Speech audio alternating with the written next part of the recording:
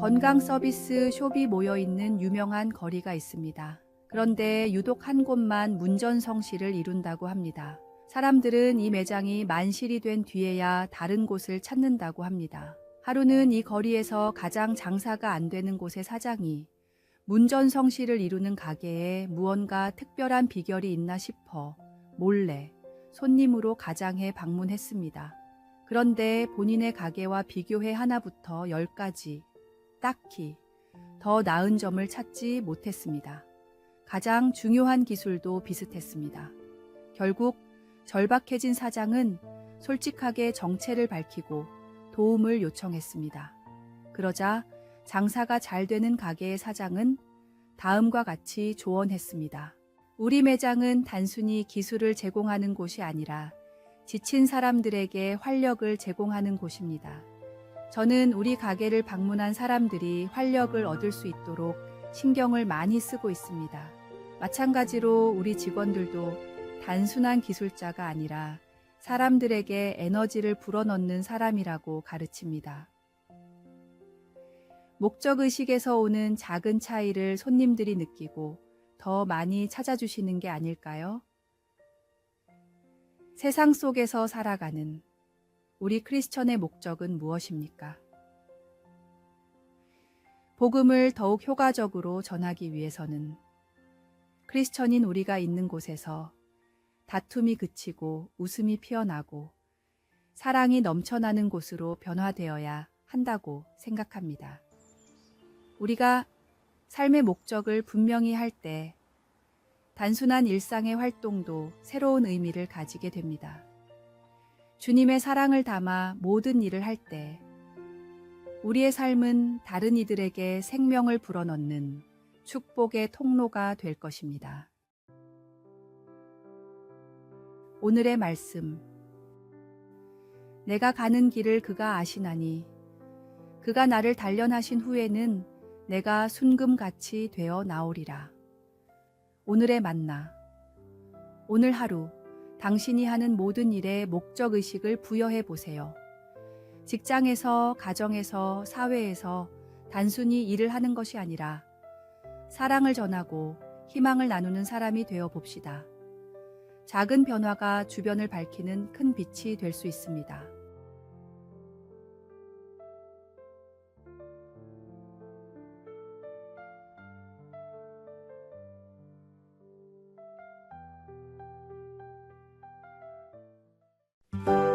(5월 27일) 화요일 미키모토의 진주섬. 일확천금의 꿈을 안고 쉬는 날마다 바다에 나가 진주를 채취하는 남자가 있었습니다. 하루 종일 허리를 굽혀가며 진주 조개를 찾아도 정작 값 나가는 진주를 찾기는 하늘의 별 따기였습니다. 가끔 운이 좋아 진주를 품고 있는 조개를 찾아도 너무 작거나 볼품 없어서 상품성이 떨어졌습니다. 진주조개에 왜 진주가 없을까 궁금했던 남자는 이 분야의 전문가인 동경제국대학교의 한 교수를 찾아갔습니다. 교수는 좋은 진주를 얻기 위해서는 양식이 정답이지만 지금까지 아무도 성공한 적이 없다고 말했습니다. 대부분의 사람은 이 말을 듣고 포기했지만 이 남자는 오히려 다음과 같은 꿈을 품었습니다. 그렇다면 내가 진주를 양식하는 세계 최초의 사람이 되어야겠다. 성공할 확률이 1%도 안 된다며 모두가 만류했지만 남자는 자신의 모든 재산을 털어 가족과 함께 작은 섬으로 이사를 가 오로지 진주 양식에만 매진했습니다. 4년 뒤 남자는 세계 최초로 진주 양식에 성공해 세계적인 보석상이 되었고 남자가 이사를 했던 작은 섬은 남자의 이름을 따서 미키모토 진주섬으로 불리며 유명한 관광지가 되었습니다. 진주를 위해 모든 것을 바쳤던 남자처럼 천국을 위해, 복음을 위해 우리의 삶을 주님께 바쳐야 합니다. 가치 있는 목표를 위해 모든 것을 투자할 때 우리의 삶은 진정한 보석과 같은 열매를 맺게 될 것입니다. 오늘의 말씀. 또 천국은 마치 좋은 진주를 구하는 장사와 같으니 극히 값진 진주 하나를 발견하매 가서 자기의 소유를 다 팔아 그 진주를 사느니라. 오늘의 만나. 당신의 삶에서 가장 귀중하게 여기는 가치는 무엇인가요? 그것을 위해 얼마나 헌신하고 계신가요? 오늘 하루 영원한 가치를 향한 열정을 다시 확인하고 도전해 보시기 바랍니다.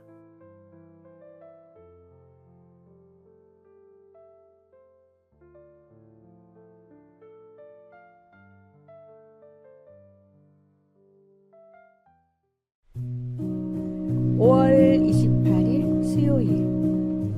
이른 비와 늦은 비의 축복.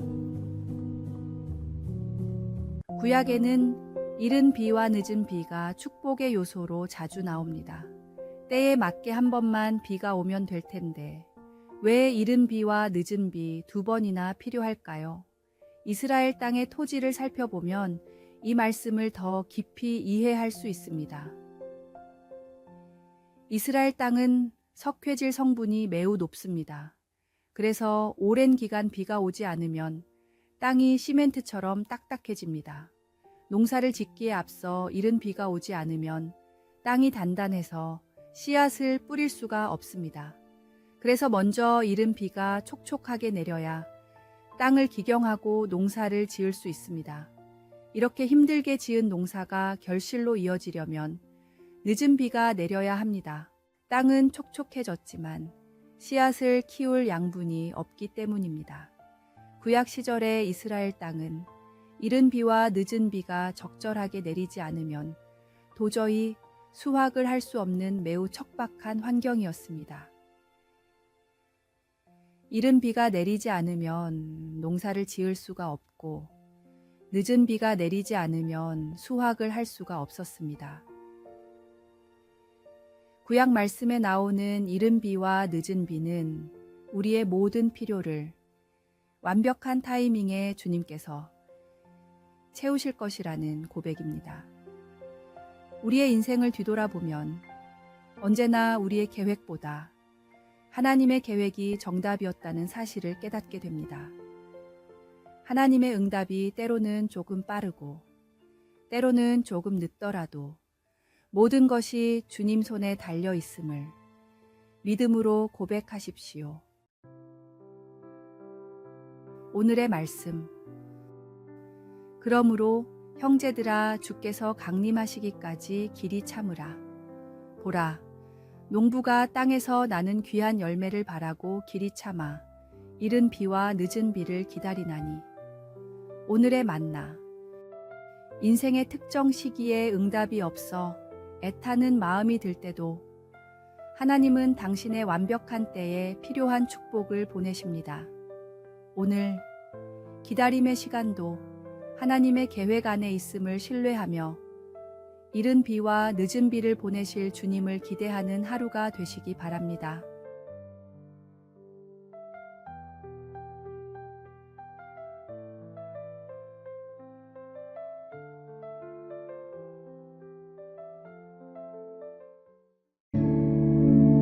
(5월 29일) 목요일. 삶의 난 경건의 길. 산에는 원래 나 있는 길이란 없습니다.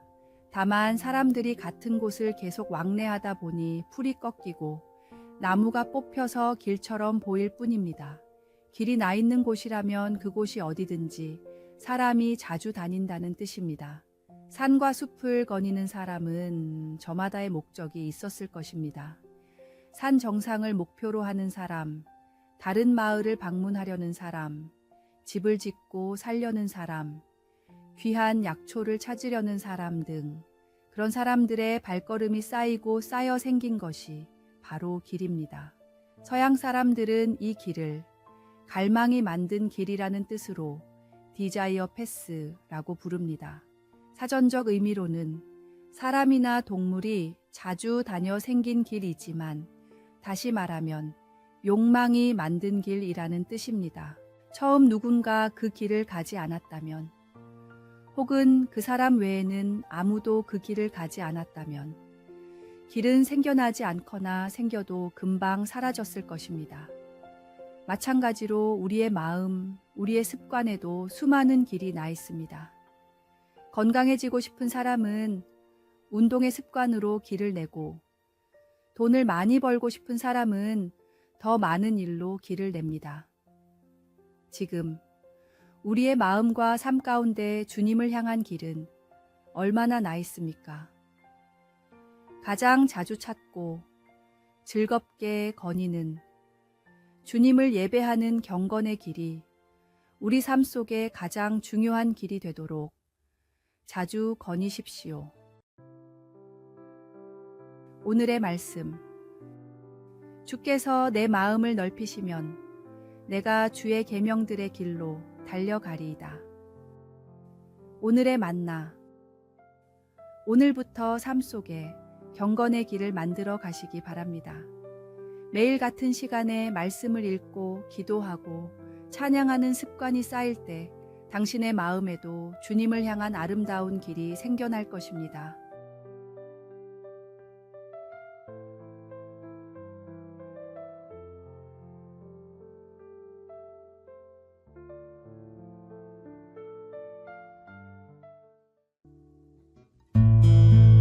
(5월 30일) 금요일 봄의 마지막 날.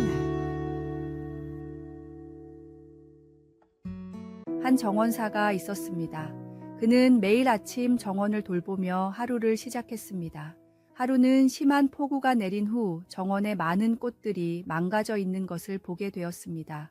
정원사는 낙담하는 대신 살아남은 꽃들을 하나하나 살피기 시작했습니다.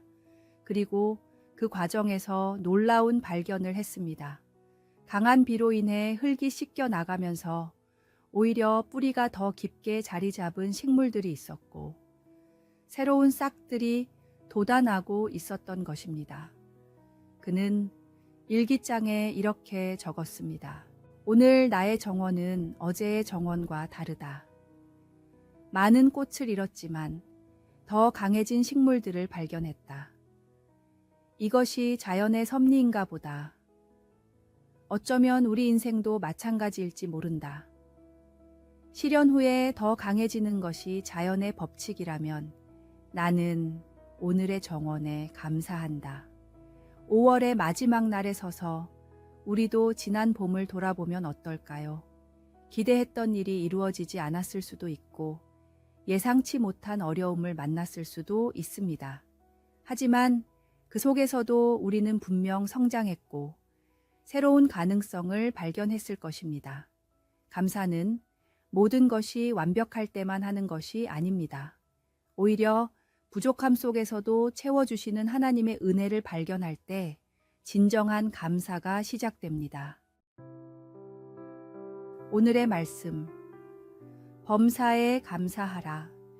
이것이 그리스도 예수 안에서 너희를 향하신 하나님의 뜻이니라.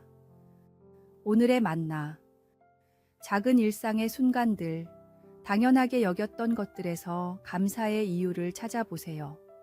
감사는 더 많은 감사를 불러오는 축복의 시작입니다.